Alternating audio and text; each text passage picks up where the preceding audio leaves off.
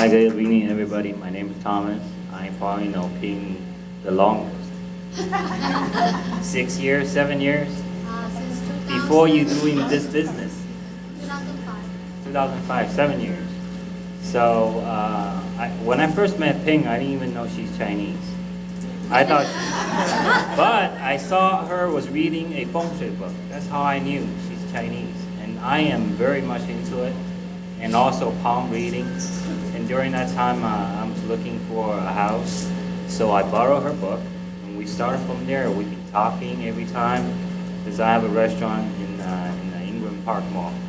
So I go visit her and ask her questions, and she'll be politely telling me everything about how the house and what she thinks about it.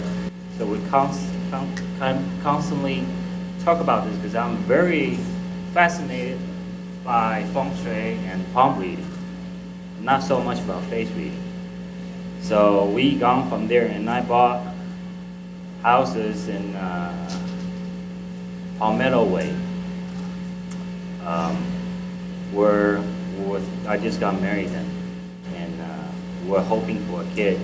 And she told me, well, you're put this in this place, and you might get it. And then we did. And second house, we said we really want a boy. And she told me to put certain things in certain place, and then a year later, we got a boy. So, and there's endless items that I can tell you that what Ping told me that became true. And all my family and my wife's family, I went and visit Ping also, and they all get shocked every time, first time they see her, because whatever she told them all came true, or very true. So, in that respect, I can't thank her enough for everything she had done for me, and wish you the best. Thank you.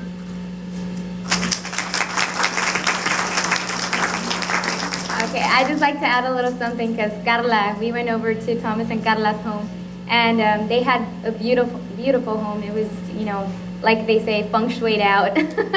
And Carla was telling me about her story. She was a little shy to come up here, but she said the first time she met Ping, it was so accurate because she told her, watch out because you're going to have some trouble with the police. It was that accurate where it, Carla was like, it was her first time seeing Ping, and she tells me that it was just like, really, like, she's going to tell me that I'm going to have some trouble with the police. And she says that on the last day of that month, a policeman stopped you, right? Is that right? So, I mean, even with that, it kind of prevents you from going into negativity.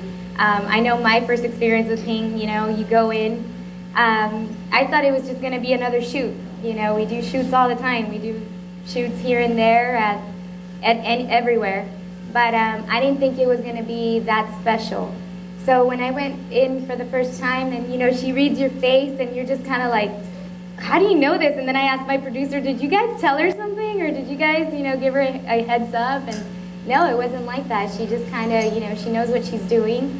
And then after the first shoot, I was kind of intrigued, to say the least. Like, I was just like, wow, like this is interesting. Because I've always had kind of like a gravitation towards that. I've always wanted to learn about it. I think you have to be open to that. And when, we continued going, because she's a client with Univision, and, we love having her, and just every little thing that she's always saying, her mom, she's amazing. She gives me a little bracelet, and she tells me it's a little flower jade, it's red, and I think it's really pretty, and she goes, oh, it's for protection, it's for love, I think, is that what it was?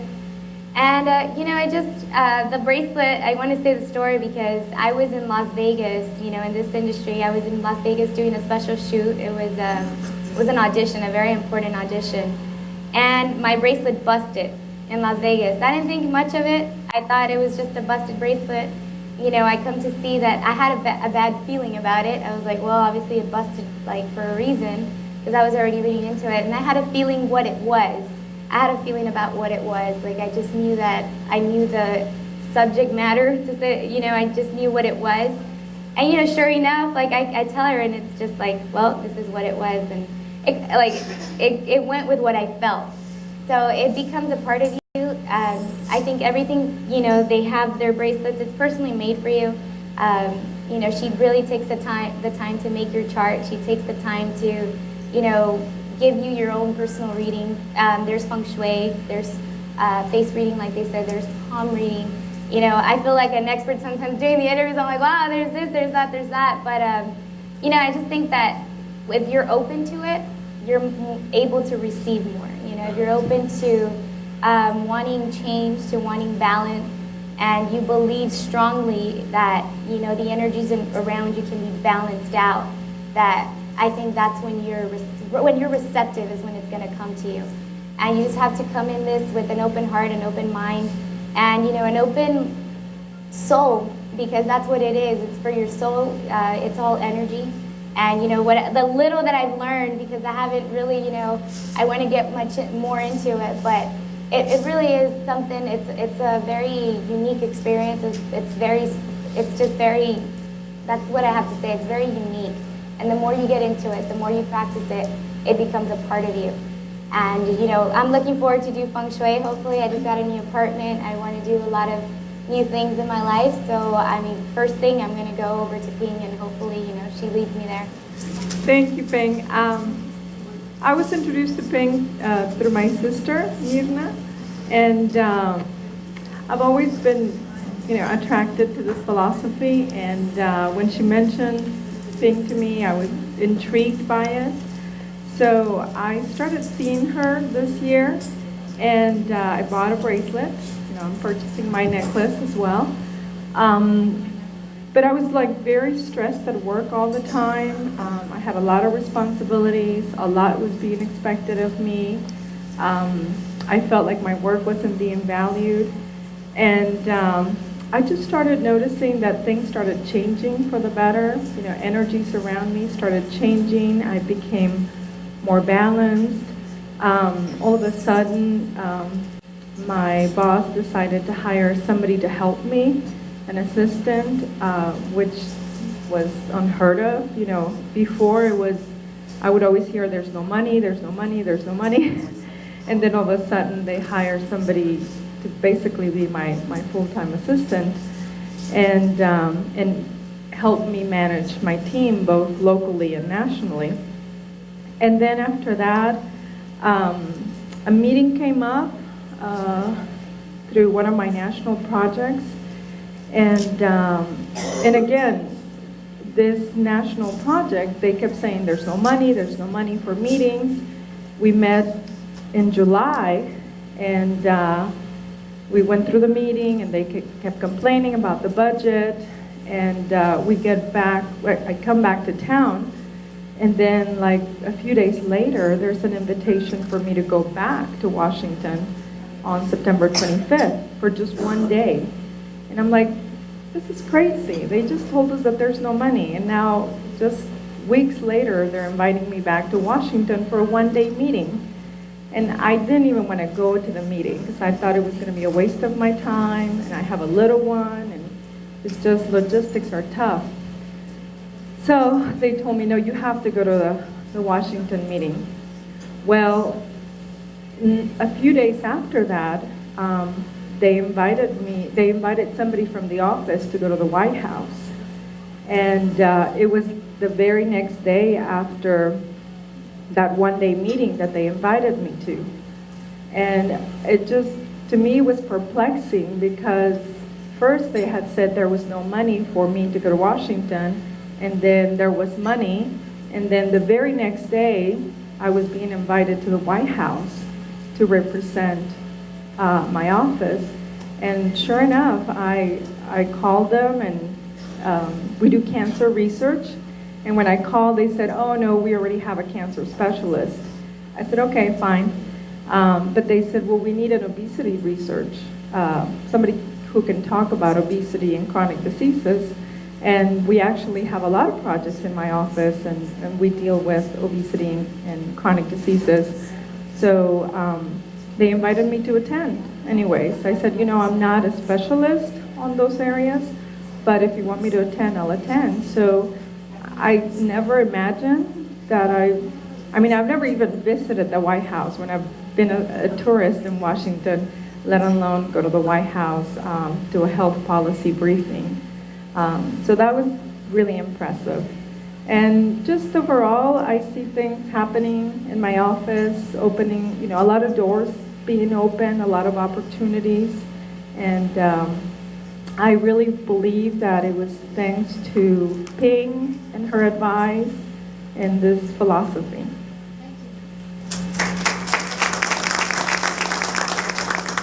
You know, Ping is a friend, she's a teacher, she's a feng shui master, she's a crazy Asian that raises her voice sometimes when she needs to, she does that.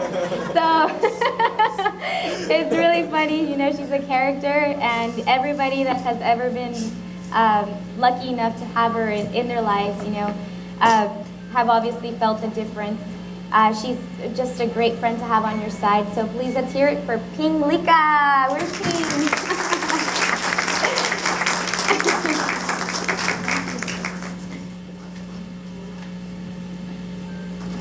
Hi.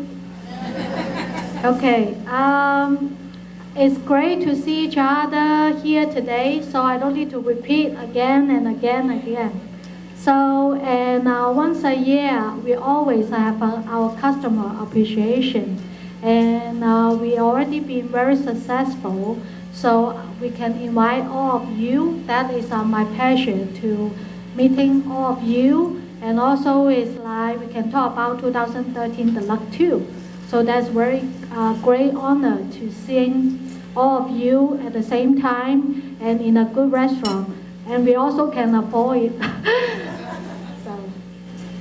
But mostly I want to say is thank you all of you, because without you I'm nothing and Lucky Village is nothing. It's because you I'm standing here, and it's because you trust me and that made my dream to come true. So without any of you, I really is nothing. So I'm so thankful you are here today, and I'm so thankful you trust me to do all that feng shui for your home, for your business. And also I thankful you can give me to check all your birthday. So that is a lot of belief inside there. And so thank you. And I'm Laura, and we were the same way. We had budgets and everything else, and we're a not-for-profit agency. And I'm a supervisor. And when I started, I actually started with a certain pay, just thinking it'll be okay, I'll be fine. But I started doing more and more tasks and more work, and I wasn't getting paid what I thought I should be getting paid. And I was like, I went and did my Kalshim to see if I should ask for the raise or if something else would happen. So I was kind of like, no, I probably won't get the raise. So I went to Ping and we did the Kalshim, and sure enough, the Kalshim said, no, you're gonna get the raise. You just need to ask for it. So I went to my boss, asked for it. Sure enough, about 2 weeks later, they gave me an envelope and they told me, you got the raise. And I was like, nobody's gotten a raise in 2 years. How did I get my raise? And I was just like, okay.